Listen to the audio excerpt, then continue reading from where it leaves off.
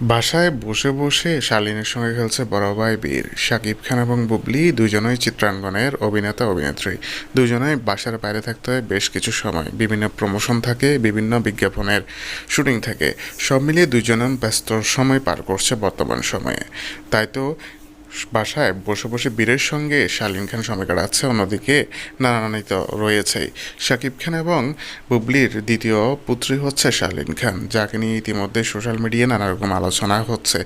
অন্যদিকে megastar Shakib খানও shooting থেকে সরাসরি চলে আসে শালীনকে দেখার জন্য এবং কি শালীনকে আদর করার জন্য। তাদের মধ্যে যে বন্ডিংটা তৈরি হয়েছে সেটাও সত্যিই প্রশংসনীয়। বীরের পাশাপাশি শালীনও এখন বেশ বাবাকে চিনে ফেলেছে।